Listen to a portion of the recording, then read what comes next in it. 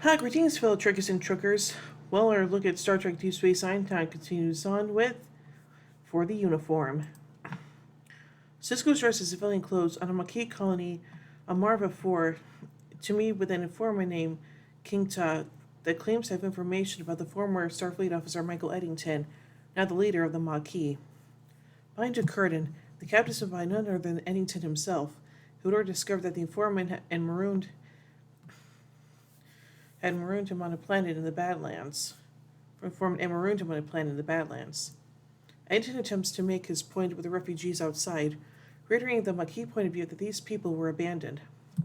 Cisco responds with a Starfleet position that he's not here to debate policy. Furthermore, he doesn't see victims of the Federation, rather, of the Maquis' false hopes. Eddington finally says not to come after him, that Cisco will regret it, and transports away.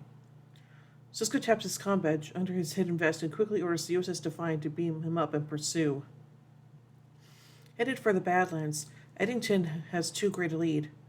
Cisco therefore enlists the help of Captain Sanders and his ship, the USS Malinche, and delaying Eddington until the Defiant can arrive. Inexplicably, Eddington's Maquis raider turns and heads straight for the Defiant. When it seems that Cisco has got his man, Eddington triggers a cascade virus, disabling all the Defiant's computer systems, leaving it effectively dead in space. Furthermore, Eddington also uses their new holocommunicator to inform them of what happened. This virus was planted by Eddington before he left Starfleet, further highlighting the depth of his betrayal. Eddington warns that Cisco is taking this personally, though he himself does not, having no animosity for him or any of the Defiant's crew. He furthers his insistence that the Maquis are killers, stopping his attack of the Defiant and saying if they leave him alone, he will leave them alone. He leaves Cisco with the statement that he knows when to walk away. When communications are cut, Cisco is sitting in his command chair, trying to contain his anger. After being towed back to the station by the Malinche, Chief O'Brien reports that repairing the Defiant's computer will take 2 weeks minimum. Odo then tells Captain Cisco that he found a further 2 viruses in Deep Space Nine's computer and can't be certain that there are more since Eddington had complete access during his 18 months as Chief of Starfleet Security. Worf reports that 2 Bolivian freighters carrying selenium and rhodium nitrate, 2 seemingly innocuous materials, have disappeared near the Badlands, and the Maquis are believed to be responsible. To what end is not certain. Cisco's bad mood is made even worse when Captain Sanders informs Cisco that Starfleet has ordered Sanders to take over the hunt for Eddington since he's been after him 8 months without success and are concerned about Cisco's personal feelings, feeling that someone without a personal stake in Eddington's capture may have more success. Cisco is angry, but wishes Captain Sanders luck. Later in the holosuite, Cisco vents his fury over the situation with the aid of a punching bag, boxing style, when Dax talks over the situation with him. As well as this being the first time in his 12-year Starfleet career that he's been taken off an assignment, he admits that as a Starfleet captain he's supposed to be a good judge of character, yet was completely taken in by Eddington. Dax tells Cisco that he needs to understand and accept the fact that Eddington isn't his problem anymore. Just then, Kira calls Cisco to ops and reports some shocking news. Eddington has attacked a Cardassian colony with a biogenic weapon. The chemical uses cobalt diselenide, created from the selenium and rhodium nitrate, which is hazardous to Cardassians but harmless to most humanoids. The Maquis have already announced an intention to reclaim the planet. Also, with the amount of biogenic weapons the Maquis have, they can poison every Cardassian world in the demilitarized zone. Worf explains that the Malinche is too far away to get there in time to stop the Maquis. Cisco points out that there is another ship in the area, alluding to the Defiant. No other words are said, as everyone seems to understand. Cisco calmly walks to the turbolift and wrapping his hands of the boxing wraps he has on. The screw follows him in silence. Then Cisco says Defiant in an absolute tone, ordering the turbolift to depart. The Defiant is barely functional due to the damage caused by the Cascade virus. Cisco is informed that the ship can only reach Warp 6.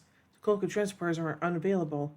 Weapons are aligned, but the targeting scanners must be calibrated manually, and the internal communication system is completely down. Even comm badges are useless due to the damaged APS conduits. However, Chief O'Brien has a solution. Cadet Nog says his superior healing will allow him to relay orders from the bridge engineering easily, regardless of how hectic things may be.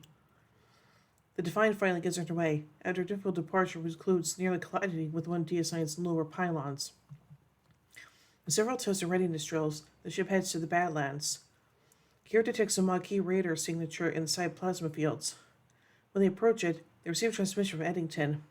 After a bit of banter, Eddington offers Cisco a copy of Les Miserables, calling it one of his favorite books. Finally, the crew realizes the Maquis radar signature is a fake. There isn't really a ship there. They know they've been misdirected. Once they get out of the Badlands, they took distress call from the Malinche. The Maquis ambushed them and disabled their engines. The Malinche was filled by a truck similar to the Defiant. The sensors detected a Cardassian freighter in distress, and when they lowered their shields to transport the crew aboard, they found that the sensor readings had been faked. In their moment of vulnerability, the Maquis attacked. With the warp core matrix compositor fused, Cisco provides them some micro-power relays and engineering help. Sanders gives them an encoded message they intercepted from the raiders. Cisco confers with Odo on DS9 about the message. He reveals it is a brain nursery rhyme of no particular importance. However, based on what he knows Eddington, he supposes that Eddington probably used a brain settlement as a base to keep his unstable weapon components. Furthermore, Starfleet has intelligence drones in the system, so they can see who's been visiting. Dax can work investigate possible targets in the Dorvan sector. Based on intelligence and Cisco's knowledge of Eddington, Cisco deduced the next target, Quado Prime. However, they arrive too late, only see two fleeing raiders and transport ships evacuating the planet. The Defiant manages to destroy one of the raiders, but the other, with Eddington on board, disables a Cardassian transport. Nobody's transport saved the plunging vessel, so it was forced to let Eddington escape in order to save the Cardassians with the Defiant's tractor beam. While they tow the transport, Cisco is in deep thought in the mess hall. When Eddington says Cisco Les Miserables, he compared Cisco to a character in the novel, Javert, a policeman who really pursues a man named Valjean, guilty of a trivial offense.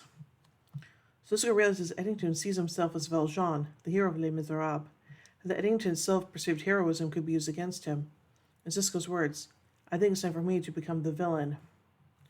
Cisco then proceeds with the same strategy the Maquis have been using. He personalized biogenic weapons comprised of a trilithium resin at a Maquis settlement.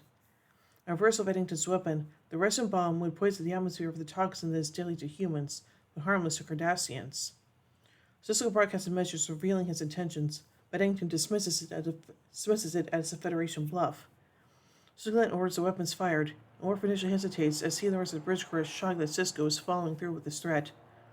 Cisco repeats his order, and Worf launches the weapons, which do their job and poison the atmosphere, with Maquis transports scrambling to evacuate the settlement. Cisco announces that he plans to continue his campaign against all the Maquis colonies in the DMZ. It's like ended when he attacked them and launched, the Maquis proved themselves to be an unacceptable and intolerable threat to the Federation. Eddington offers to turn over the Maquis stocks of biogenic weapons. Cisco tells him that isn't enough. This leads Eddington to turn himself in to prevent further attacks, thus fulfilling the self-sacrificial part of his hero fantasy. In the aftermath, Cardassian human colonists are resettled on the poison colonies, exchanging their former homes. Back on DS9, Eddington is turned over to Odo, and Dax says Cisco confessed that he didn't clear his plot to poison the Maquis colonies with Starfleet. Dax remarks that undertaking that action was a big gamble. Cisco responds that that is what it takes to be a good villain. You know, sometimes I like it when the bad guy wins. Dax tells Cisco as they walk away from the airlock. Yeesh. So anyway, let's take a look at some production notes from this episode. Alexander Siddig found out that Bashir had been replaced by a changeling during the filming of the episode. Siddig commented, quote, I was soldering for the uniform where I had one scene which was played as a changeling. They was decided not to tip their hand at that point and give anything away, so they cut the scene, end quote. I received from Bear specifically sought Eric Pierpoint for the role of Captain Sanders, with the intention of having him become a recurring character for the 6th season, possibly killing him off later in that season. However, Bear never got around to putting his idea into action, and Sanders was never seen again. Pierpoint, nevertheless, will return in other roles, including the recurring Section 31 operative Harris in 4 episodes of Star Trek Enterprise. Voyager had originally CGI to create the Badlands, but no one really liked them. To create the Badlands and for the uniform, the visual effects team poured liquid nitrogen, which blows fiercely at room temperature, onto a piece of black velvet. And now let's take a look at some trivia surrounding this episode. This episode takes place 8 months after For the Cause. This episode also establishes that 18 months passed between the Surge Part 1 and For the Cause. Cisco's disregard for his own ethical belief system and his violation of Starfleet policy in this episode seems to predict his actions in the sixth season episode In the Pale Moonlight, where he will lie to the Romulans and undertake other morally questionable actions in concert with Garrick in order to ensure that they enter the Dominion War on the side of the Federation. Interestingly, Peter Allen Fields wrote the story for that episode also. Huh. So overall, I really do like this episode, and yeah, definitely a foreshadowing to what's going to happen in The Pale Moonlight, so yeah. So overall, I give, for the uniform, 4 warp cores out of 5. Anyway, tune in as we wait till the next episode in Purgatory's Shadow. So, until then, live long and prosper, everybody.